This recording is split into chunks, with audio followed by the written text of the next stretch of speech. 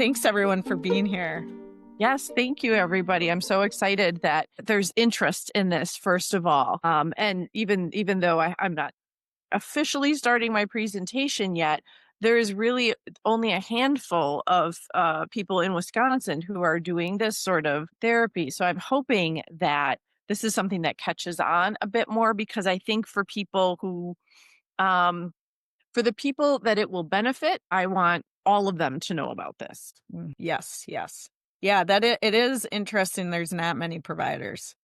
Right. And I think that's going to change, as we go forward and as more data keeps coming in on the efficacy and long-term results of this. I think that this will become something that's a little bit more in demand. So hopefully there will be like a leveling out of that imbalance between the demand and available providers. Yeah. All right. Well, thank you. Yeah. Welcome everybody for this virtual webinar on ketamine-assisted psychotherapy. Ketamine-assisted psychotherapy, or just like psychedelic-assisted psychotherapy, is something I've heard about for a number of years and was a little bit, I have to admit, I was initially a little bit skeptical and didn't quite trust it yet. And then as I've gone through all the trainings, and by the way, there are, just if for anybody's reference in terms of like, well, what does this person know about ketamine assisted therapy? Hours and hours and hours of training to go through in order to provide this service. And there's all kinds of continuing training and education that goes on for it as well. The nerd part of my personality loves learning about how it impacts like our neurons and all the effect on our neurology, and then what that translates into our human experience. But I'll try and not nerd out too much on it while we're having this discussion. So first and foremost, this kind of came out of people experiencing treatment-resistant diagnoses and conditions. So for instance, individuals who are experiencing depression, and a lot of times, they'll start out on an SSRI and you might try a few of those, and then SNRIs came along. And I'll stop there for a second and just explain. So an SSRI is a selective serotonin reuptake inhibitor. That was kind of like the first generation of antidepressant medication. And then more recently, there are SNRIs, which are serotonin and norepinephrine reuptake inhibitors. So now we're targeting two neurotransmitters in the brain. And there's been some research. A lot of times when patients go to a psychiatrist and are seeking medication for depression, the standard line, and obviously I'm oversimplifying here to make a point, but the idea is the psychiatrist prescribes a medication and basically tells the patient, okay, go home, see how that works for a few weeks, come back, let me know how you're feeling. Because there's not a way for us to actually measure. If somebody's diabetic, we can measure their insulin. We know exactly, what's going on with their blood sugar and what they need to take. When it comes to depression and mental health conditions, there's not a way to measure exactly, well, which neurotransmitter is out of balance and what does it need. So historically, psychiatrists just prescribe either an SSRI, or now they're prescribing more SNRIs, and yeah, go home. Tell me how you feel in a few weeks or a couple months. And that feels a little unsafe, I think, for patients. Now, also, if they have been prescribed one antidepressant and it doesn't work, it doesn't seem to be effective, and then they are prescribed another one, and let's say that one's still not effective. By the time you get to the second one not being effective, there is actually only a 14% chance that you're going to find that the next one is going to be effective. So it doesn't take long for that to be an exhausted effort in terms of exploring SSRIs and SNRIs. And of course, these medications are also most effective when they're coupled with psychotherapy, in-person talk therapy, processing through things. So I apologize that I got a little heavy on the medication side of things. There goes the nerd part of my personality taking over. Another reason that ketamine-assisted psychotherapy kind of came about is people who were kind of stuck in their trauma processing journeys, maybe only able to get so far in processing trauma. In particular, people struggling with post-traumatic stress disorder, where There might even be, or complex post traumatic stress disorder, where there is a particular event that was so traumatic, it might even be difficult to go back and access those memories and process through the emotions. And lastly, individuals struggling with suicidal ideation or having a history of suicide attempts. So those are kind of the population of people that would be most benefited by ketamine assisted psychotherapy. Just a little information about me. My hair is a different color in that picture. Don't let that throw you off. I'm a licensed professional counselor. I have a Master of Science in Clinical Mental Health Counseling from Mount Mary University. I'm also a substance abuse counselor in training. Also, as Lori mentioned earlier, nationally certified counselor. In addition to those, mental health qualifications, I'm also a certified yoga teacher and a musician. I actually pursue a professional career in music as well as a professional pianist. So, kind of have a lot of areas that I am interested in and that fill my life. Part of what motivated me a little bit to learn more about ketamine assisted psychotherapy was, without oversharing, I have my own trauma history and journey that I've been on. And my own experiences with depression and anxiety. And I think that those experiences have created in me a real deep sense of compassion and empathy for other people who are likewise afflicted and maybe even actively struggling. And so finding that sometimes in the traditional way we think about therapy and treating depression, anxiety, trauma, things like that, sometimes running into walls that is just very difficult to break through. And so I think that sense of compassion and empathy that's come from my own story and my own journeys, finding that there are some other things that we can incorporate into therapy has given me tremendous hope and optimism for those cases that it's like, well, we're kind of stuck for a little bit. So this has really created a lot of optimism for me. So what exactly is ketamine assisted therapy? It consists of a variety of different sessions. So it's not just, hey, I'm going to give you some ketamine and there you go, you're all better. It's a little bit more complex than that. And I'd like to add too, I'm not the one providing the ketamine. We'll get into that a little bit more further in the presentation. But basically, there's three types of sessions that are involved in ketamine assisted therapy. First, there's the preparation sessions, and this is usually 2 to 3 sessions involved in really providing education to the client on what to expect to make sure that they are an appropriate candidate for this type of therapy. And then there are the dosing sessions. And in a traditional model for the ketamine assisted therapy, they're usually 3 to 6 sessions where the client has been provided the ketamine and they actually ingest it in session with the therapist, and the therapist is facilitating the session from that point forward. And then when the session is done, that's kind of the gist of the dosing sessions. There's a little bit of, and they can look very different. And I'll get into a little more detail about why a dosing session can look very different for different people. And a lot of that has to do with how the ketamine impacts the individual. But lastly, and this is a really important piece that I did not know about, the integration sessions. These are the sessions that we have after the dosing sessions. This is where the client starts to be like, take them, here's this experience I have. And how do I then now incorporate that into my life? How do I make meaning from that? And how does that inspire, motivate, and encourage change in my life so that now I am getting past those walls that maybe I couldn't get past before? So those are the 3 types of sessions. So like I said, it's not just picking up a dose of ketamine and then you're all good. There's a lot of work and preparation and a lot of post work that is really involved for yielding the best results in this type of therapy.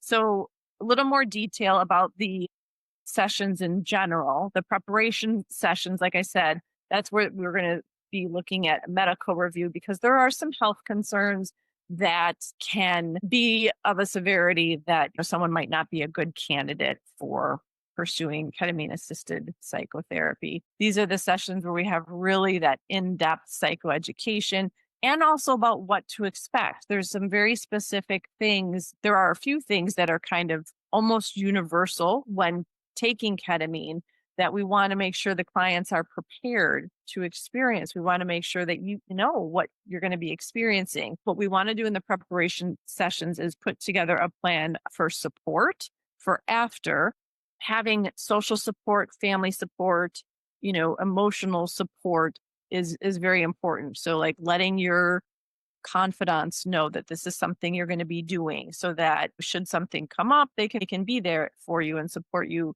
properly. But also the preparation sessions are a really good opportunity for us to work on, okay, well, what is the goal? What are we trying to do here? What is the specific outcome we're looking for? Other than, to feel better. It's a little bit vague. So we really want to get specific in how do we want this to positively impact your life. And like I said before, the dosing sessions, this is where the ketamine is actually ingested by the client. And my training is through an organization, it's a national organization called Journey Clinical. And so when clients come to me looking for ketamine assisted psychotherapy, they will be referred to Journey Clinical for the medical portion of it. And that's where the dosing is determined, like how much is each dose going to be. There's a lot of science behind why that's important.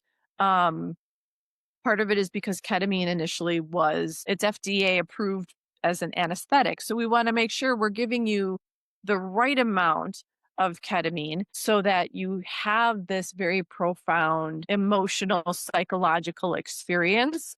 But we don't want you to be anesthetized. That has a whole host of issues and complications. So that's where we will, as a client, you would be referred through to Journey Clinical in order to have that medical screening and have it determine what is going to be the right dose for you. And then for the integration sessions, they're sometimes referred to as bridging sessions. So that idea of how do we take what you just went through as the client and how do we incorporate that? How do we make meaning from that can be profound and impactful in your life? So some of the goals of the integration sessions is to optimize that therapeutic outcome. So some people, you might experience ingesting ketamine and be like, wow, that was a great experience and I feel great now. Well, we want to really optimize that. Like I was talking about before, how do we incorporate that into the rest of your life? We want to be able to work on processing difficult experiences and preventing re traumatization. So there's not a guarantee that using ketamine in a clinical session that's necessarily going to be all sunshine and roses. Sometimes there can be challenging experiences that the client has, and these integration sessions are where we can really process that. We want to figure out how to incorporate any insights that have come out of this experience into your daily life. A very unique piece of the ketamine assisted psychotherapy is that we want to work on promoting spiritual and existential growth as well. And those are things, without sounding too woo woo, those are things that they're hard to quantify, they're hard to put into numbers, they're hard to really put into, scientific data. But it's hugely important for the individual. We want to make sure that we're supporting lasting change. And we also want to make sure that we're creating this supportive framework for the client. And then there are kind of 7 dimensions of integration. So these are like the different areas that we're going to be hitting on to make sure that we're really fulfilling that goal of optimizing the therapeutic outcomes. So in brief, the 7 dimensions are cognitive, emotional, physical, somatic. So there is a somatic component to these sessions as well. Spiritual, behavioral, social, and temporal. Usually another portion of the preparation sessions is where we would explore things like how comfortable are you with maybe a brief therapeutic touch if necessary during the session. Those are things that are all determined beforehand so that nobody is caught off guard. When an individual is under the effects of ketamine, it can be a vulnerable experience. So we want to make really sure that the client is safe. And if a light therapeutic touch on an arm or a shoulder while under the effect of ketamine would be helpful, that would be discussed in the preparation sessions so that if there is a difficult experience, having the clinician lay a hand on your shoulder could be something that would be very grounding and help you feel safe during that session. And then the integration practices that we explore in the integration sessions include a wide variety of things. This can be like journaling or increasing a meditation practice. Sometimes it can involve nature immersion, just being in nature.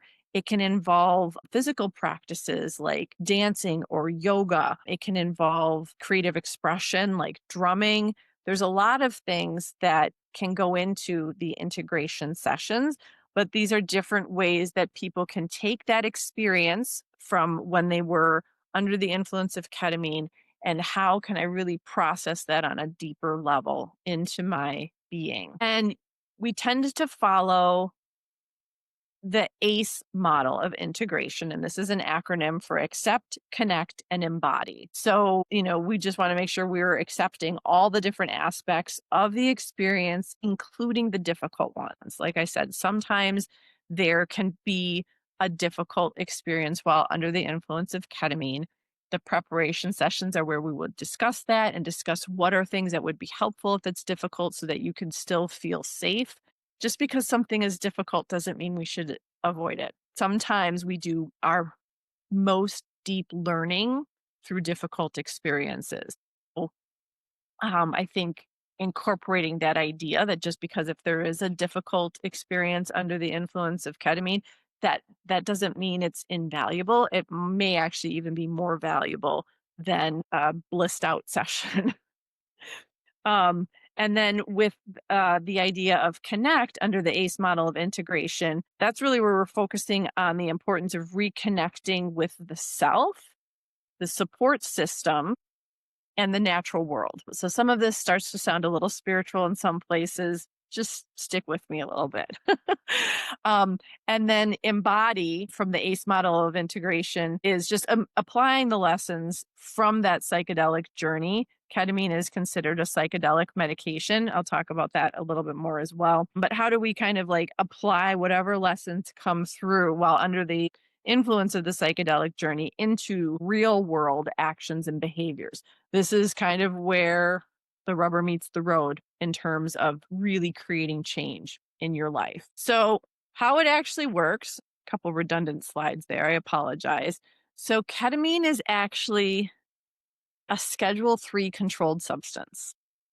That is why I am not going to be providing it because I am not a medical provider. It has to be prescribed by a medical provider. It was approved by the FDA as an anesthetic, and it's in the category of dissociative anesthetic, meaning that there is an experience of being maybe disconnected from your body or maybe disembodied, or that feeling of like, I'm not in my body, I'm watching a movie or something.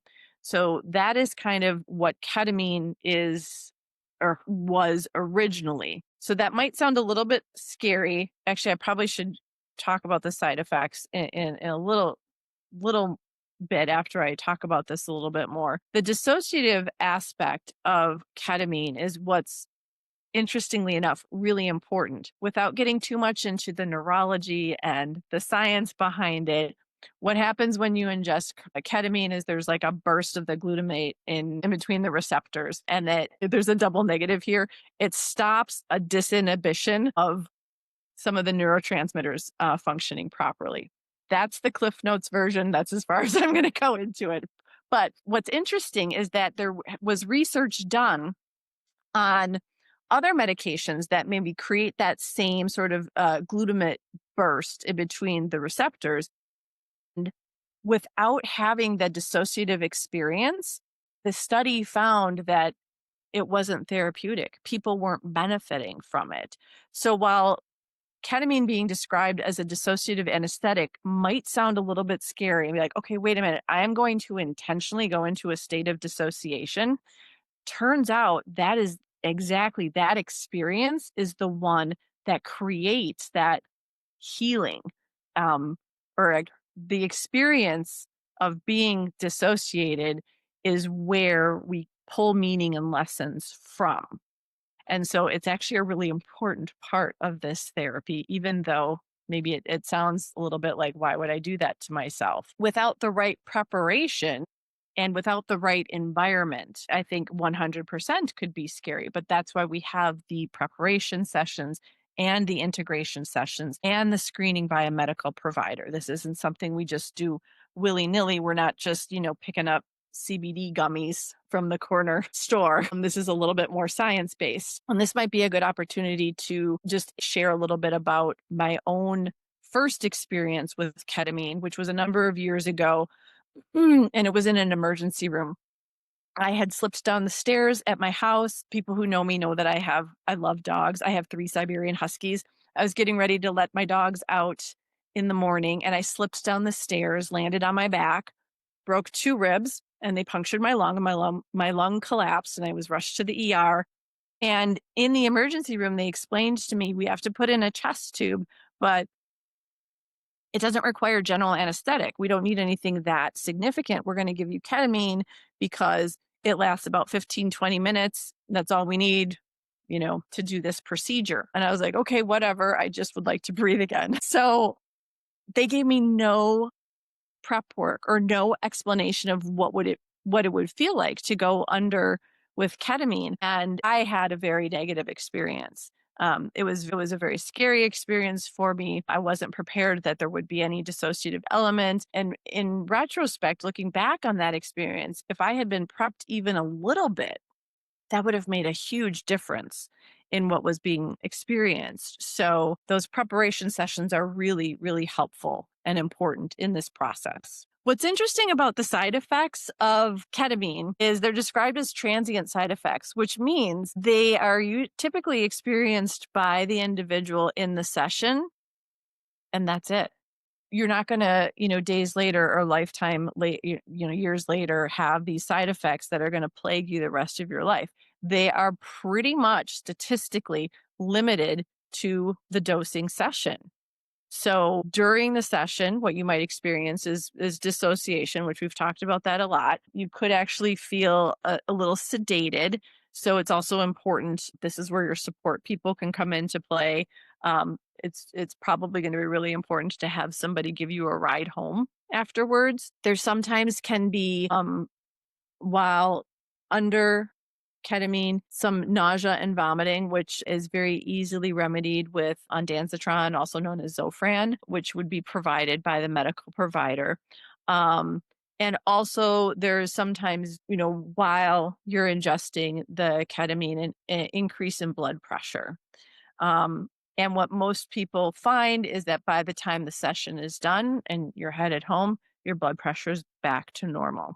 So any of the negative side effects really are limited to just during the dosing session. So then the next question is, who's a good candidate for this sort of therapy, the ketamine-assisted psychotherapy? It can be really helpful for people experiencing post-traumatic stress disorder. I would include complex post-traumatic stress disorder under there. Suicidal ideation, and I want to talk about that in a little more detail because statistically, what has been found in people experiencing suicidal ideation is almost immediately after one session of ketamine assisted psychotherapy, the suicidal ideation has been found to go away. Ketamine assisted psychotherapy is in some circles being referred to as life saving treatment because of how much it can impact suicidal ideation. So that it's really profound to, hear so many doctors and other clinicians talk about how I had a patient who was really struggling with suicidal ideation. They had one dose of ketamine and it went away immediately. You potentially have saved that person's life. So anybody who struggles with suicidal ideation, this could be a really, really important therapy for you. Bipolar depression, ketamine assisted psychotherapy has been shown to be really helpful with severe or chronic postpartum depression, with OCD, and with some substance use disorders.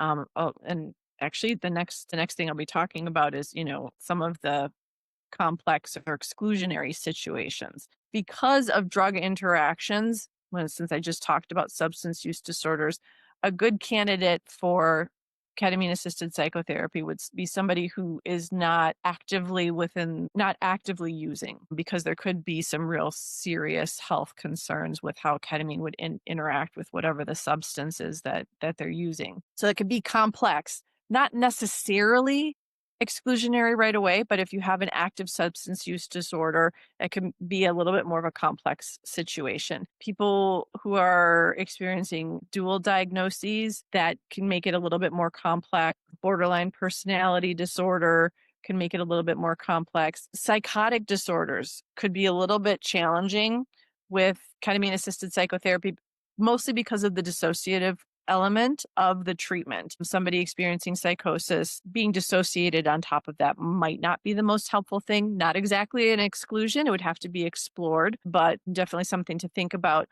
And then the other thing would be a patient with any sort of complex pharmacotherapy regimens. So, looking at what sort of medications people are currently on.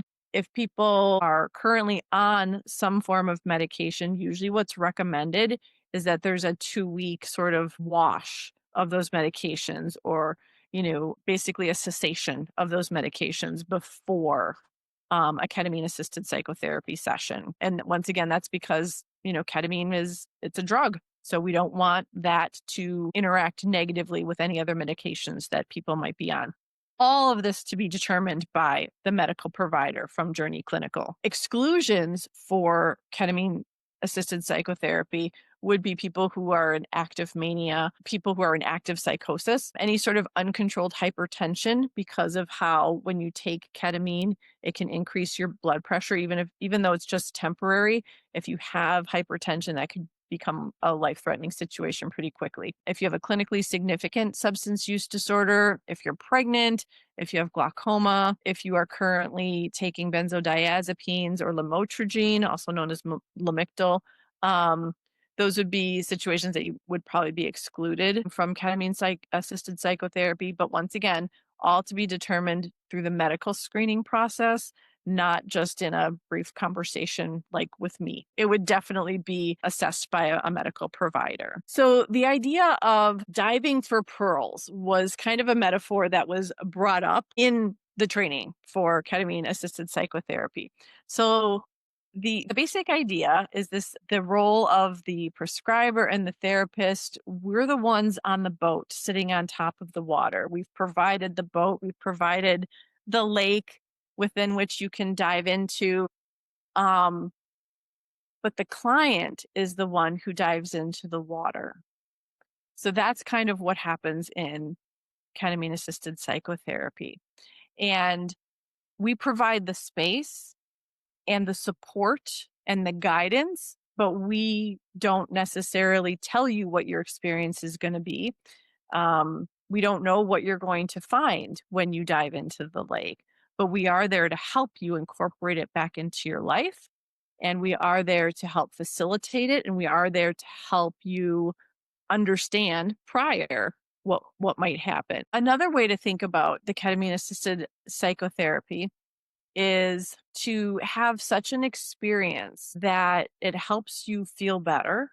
And when you feel better, it's easier to make lifestyle changes that support the change in direction you want to make in your life.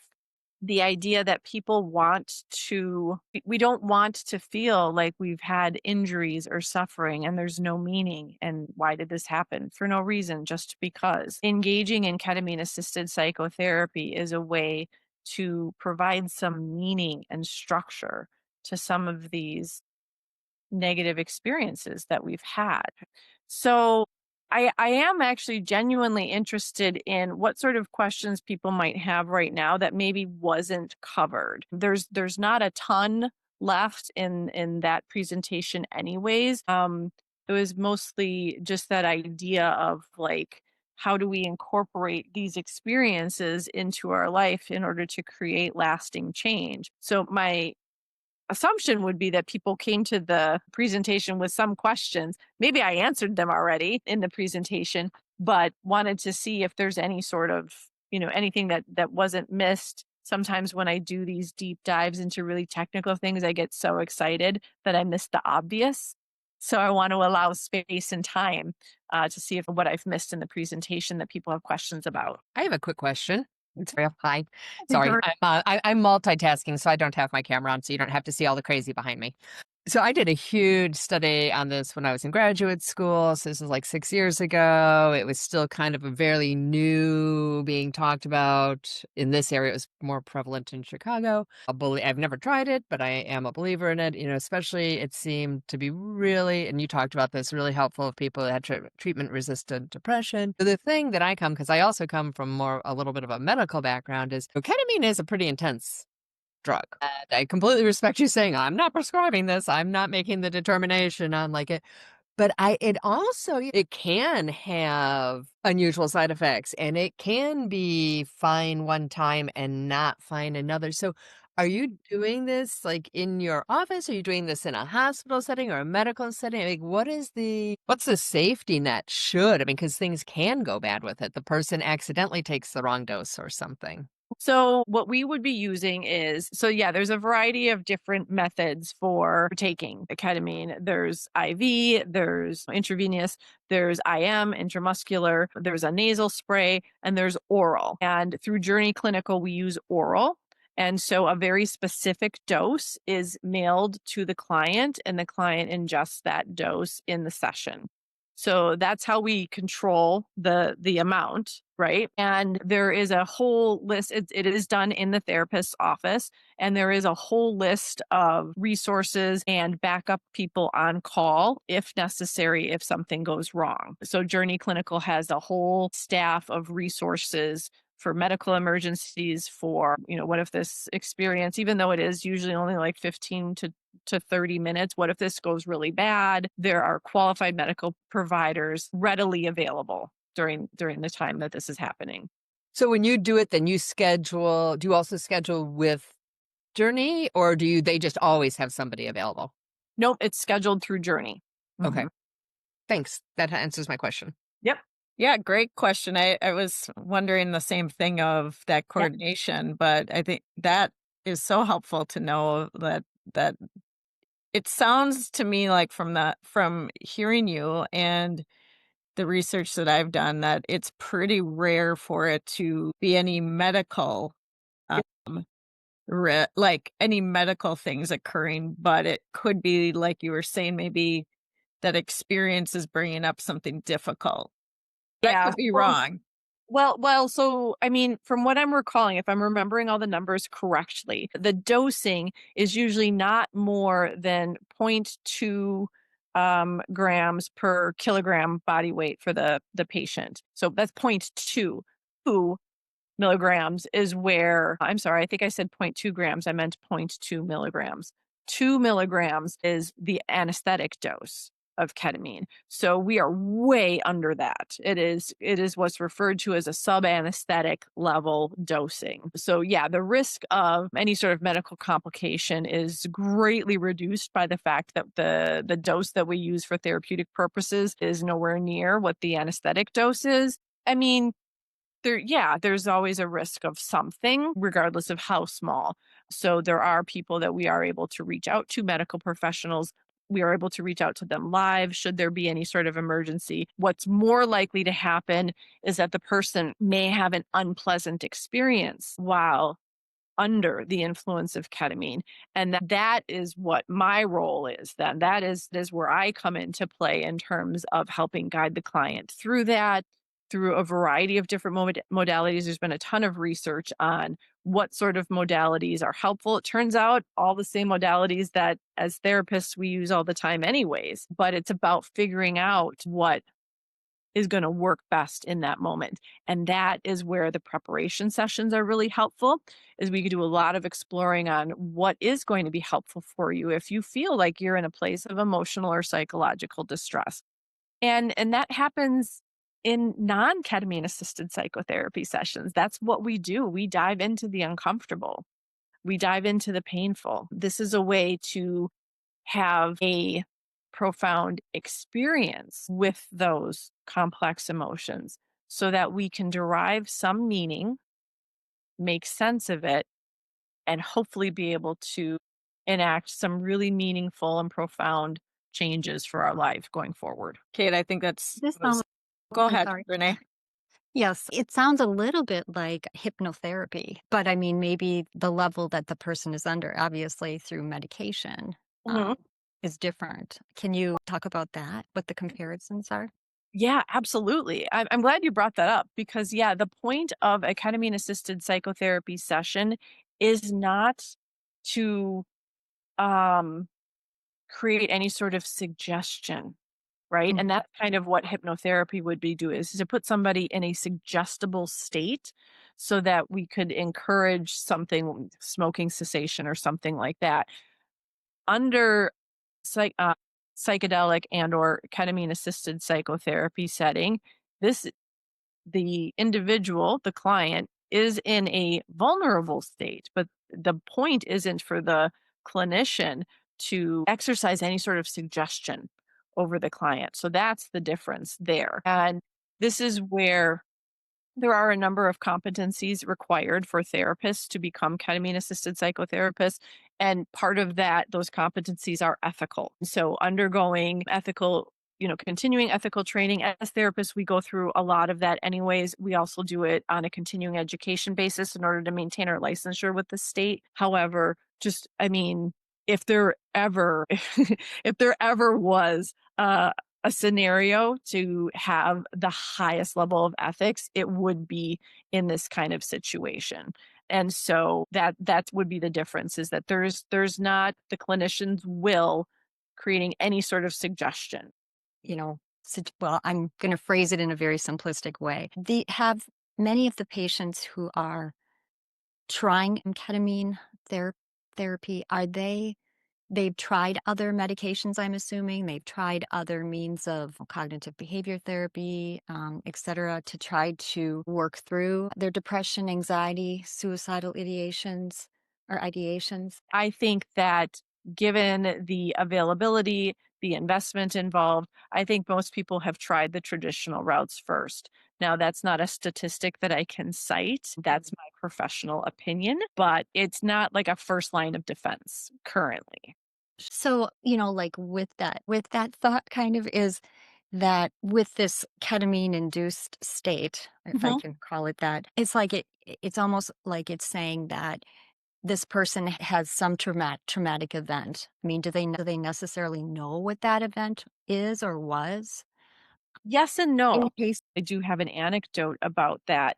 There was a patient who because my other thought is there some event or series of events that create depression and anxiety or suicidal ideation in people? Or is it, it's the neurotransmitters, it's the biological makeup. you bring up, I think, a really great point, and I think the underlying question is why does this happen for people? Right, exactly. Experience depression? Why, is there always an incident that we can tie to? Yes and no. I mean, the answer is all of the above, right? Is it just biological? Sometimes. Is it just situational? Sometimes. Is it based on a historical event? Sometimes. So it is all of it, right? Sure. The anecdote that I was looking for was a woman who was a writer, experienced significant writer's block and had a trauma history by experiencing ketamine assisted psychotherapy. She was able to pinpoint the moment in her history about when she tried to approach her parents about the sexual abuse that she had encountered and how they told her, we don't talk about that. And that was the moment that was informing her writer's block. And by being able to process through that and that moment, then she was able to break through her writer's block. Sure. Okay. But that's the kind of thing that's the sort of memory that is frequently not easily accessible when Mhm. we have trauma because we lock it all away. Right. Right. Okay. Thank you. Yeah, Thank you. you're welcome. Thank you Very for being helpful. here. Yeah, Renee, those are great questions because I think that comes up for a lot of people, right? Of how does this occur? And yeah, Kay, you answered that beautifully. And Boy, I wish we knew. I know. But what's interesting in relation to what you're talking about with ketamine is like that there is that slight spiritual type component to it. And when you look at depression, for instance, a lot of times it has to do with disconnecting from others or disconnecting from self. And it seems to me like that component of it is actually very important. Even though that people have different opinions of what spirituality even means or existentialism, but Yeah. the reality of it is, at least from people that I've talked to, is that you do feel more connected to yourself as Connected part of to, yeah. So some of and the others. Yeah. Yeah, some of the results are the increased connection to self, but also that sense of unity with others and that connection to nature as well. So, yeah, I mean, there is, I mean, in many, many ways, ketamine assisted or even psychedelic in general, because psilocybin and MDMA are also being utilized in this capacity and still being researched. So, I'm on a list to get more information about that as it comes up, but I'm starting with ketamine in a clinical sense. But it is adjacent to, like vision quests.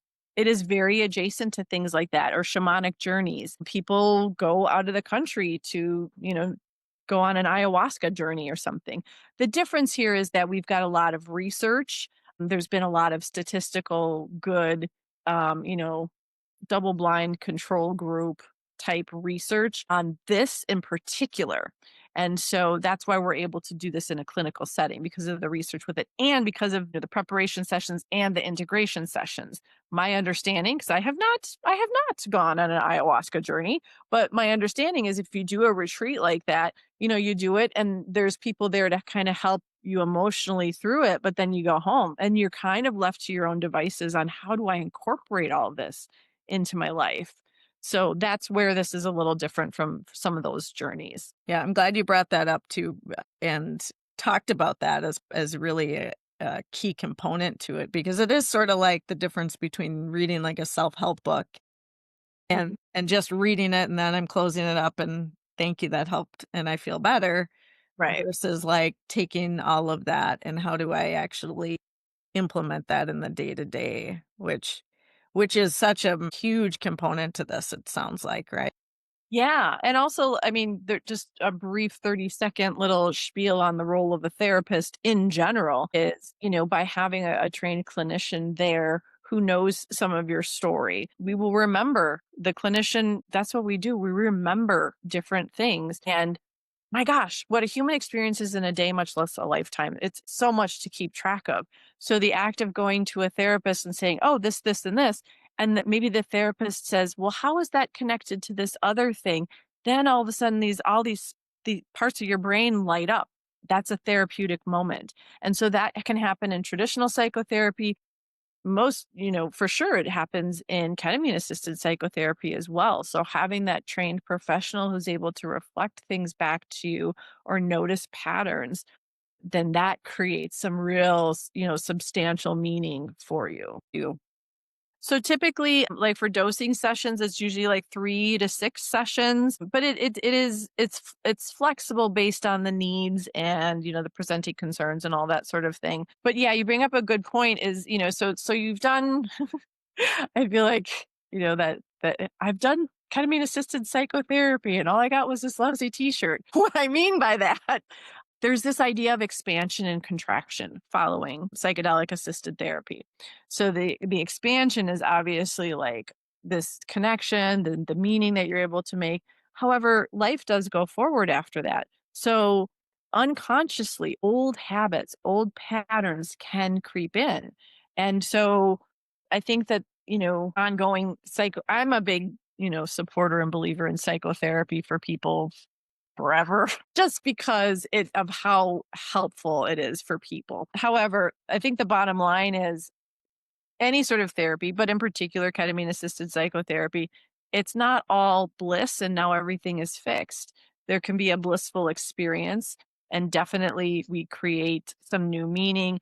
And the scientific results, especially for like suicidal ideation and depression, getting that, what I mentioned at the beginning of our session, getting people to feel better so that they're in a place where they can support themselves in more lasting lifestyle changes is really the goal. But yeah, I mean, old habits and familiar neural pathways can definitely unconsciously reemerge. Yeah, next steps would probably be to reach out to me through Shoreside Therapies. Yeah. Yeah. Great place. It's a great Yeah. That is cool. Yeah, so anybody that's interested, feel free to reach out to Kate. You can go on our website, shoresidetherapies.com, and you can reach out directly to her. And thanks so much, Kate.